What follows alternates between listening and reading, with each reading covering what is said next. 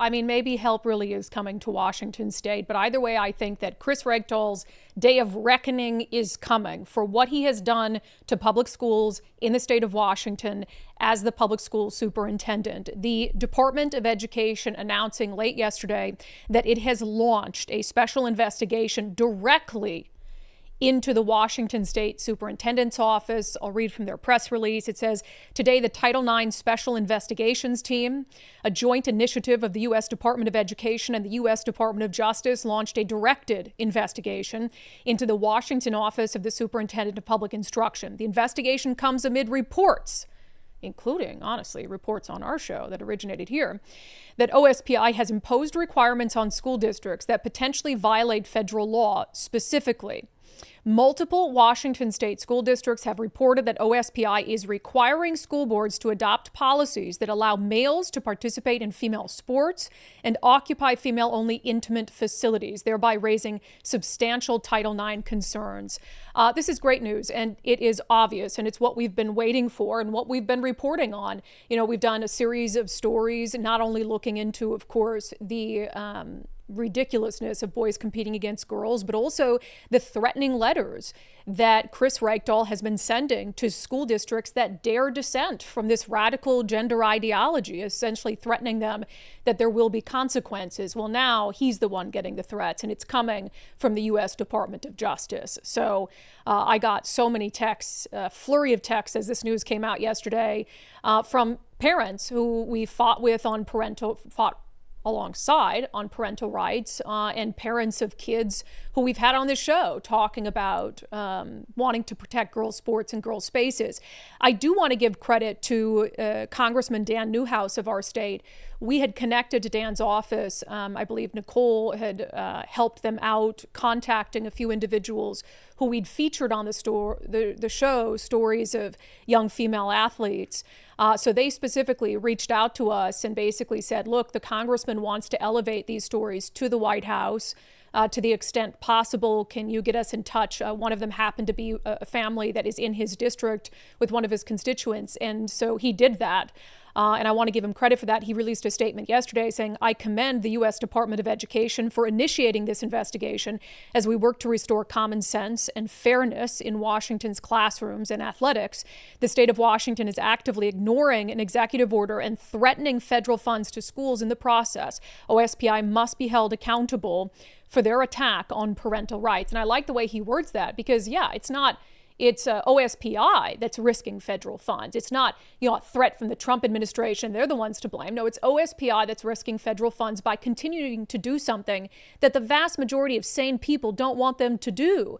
As I mentioned, I give a lot of credit in the lead up to this to not only school districts that have contacted us and have spoken out publicly and made public the threatening letters that Chris Reykdal is sending them for failing to properly abide by his radical gender ideology, but also some of the kids, frankly, some of the teenagers and preteens who have come on this show and on other shows and spoken publicly about what's happening to them. I think they've been the most effective messengers in all of this, including Annalie Wilson and Frances Stout, both of whom, in Annalie's case, she lost the Junior Olympics track meet in Kashmir to a biological boy.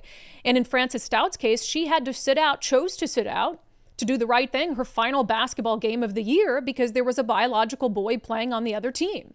And of all the voices that have added to this chorus, I think of people who are beginning to have the courage to speak out, I'll say it again, the young women who have done so are by far the most effective messengers, and I think are going to lead to ultimately change on this issue. So of course, Chris Reykdal is, using this as a moment to make it all about politics and political, when it's frankly just about right and wrong. And he's just digging his heels in for 1% of the school population so they don't feel put out. Meanwhile, 50% of the school population feels discriminated against and put out. And so we know who he stands up to.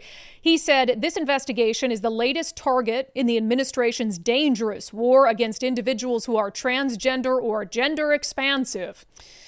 Washington Public Schools have a responsibility to provide a safe and non-discriminatory environment for all students. Interesting, including transgender and gender expansive students, so that all students can thrive.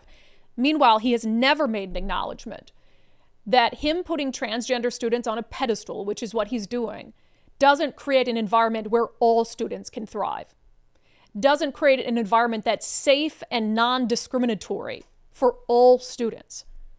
There are a great number of students and their parents who are frustrated with a biological boy and don't feel safe with a biological boy changing with them in a dressing room, or who are put out and discriminated against by not wanting to play against a biological boy, or by playing their very best and losing to a biological boy.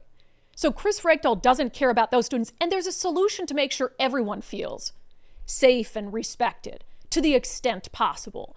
He goes on to say, unfortunately, it is not safe for all individuals to open up to their family regarding gender identity and family rejection. The federal government should not force schools to play the role of parents.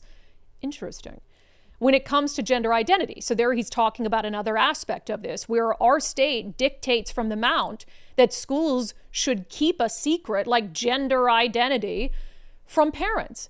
That a child can go to a Washington state public school, be indoctrinated into thinking they're a gender other than the one that they're born, and state law mandates that teachers, staff members keep that secret from parents if the child so wishes. So they can go to school, identify as a different gender, and be called a different name by all these adults who aren't their parents. And Kruse thinks that's right and is honest to God. I can't even believe he has no self-awareness. The federal government should not force schools to play the role of parents. When it comes to gender identity, you've been playing the role of parents. We're in the middle of a parental rights debate where you're trying to strip parents of their parental rights. So it's okay for you to play the role of a parent, but it's not okay for the federal government? Or for the federal government to force schools to play the role of a parent? That's literally what you want. That's literally what you're fighting for today, is for schools to replace parents. Absolutely insane. He goes on to say, my office will enforce our current laws as we are required to do unless Congress changes the law and or federal courts invalidate Washington state's laws. Unless and until that happens, we will be following Washington state's laws, not a president's political leanings expressed through unlawful orders. Gotcha. So he's, again, a constitutional attorney all of a sudden, and he gets to dictate what's lawful and what's not lawful. And this hasn't been ruled unlawful, by the way. So he wants a judge to rule that Washington state's laws are unlawful before he'll do something. But he just personally deems Donald Trump's orders unlawful himself. This guy has no clue what he's talking about. He's completely ideologically obsessed. Every single thing he does. He's rejecting nearly half of the families and kids and parents in the state of Washington through that ideology. And I would also say my office will enforce our current laws as we are required to do unless Congress changes the law and or federal courts invalidate Washington state's laws. And he doesn't care, obviously, if voters want to do it. Voters in this state pushed an initiative to change state law, as they are legally allowed to do, and the state legislature passed it, only to come back this year and unwind it. So you've been blocking all these efforts to eradicate our state of these insane laws that strip parents of their rights. And now you want to make it about, oh, I'm standing up for the people of Washington. No, you're not, because if you were standing up for the people of Washington, you wouldn't have supported the unraveling of the Parental Bill of Rights that was passed by voters. So again, I'm hopeful that a day of reckoning is coming for Kruse. I don't know what that looks like. It's a joint investigation, directed, specific, not some overarching thing for all these states at once, specific to the state of Washington, between the Department of Education and the Department of Justice. So the fact that the Department of Justice is involved, looking at possible civil rights violations, what could the punishments for that be, above and beyond stripping federal funding? There clearly is going to be some other levers. Is it lawsuits? Is it criminal? I don't know where that goes from here, but Kruse is showing no signs of backing down. Absolutely, utterly insane.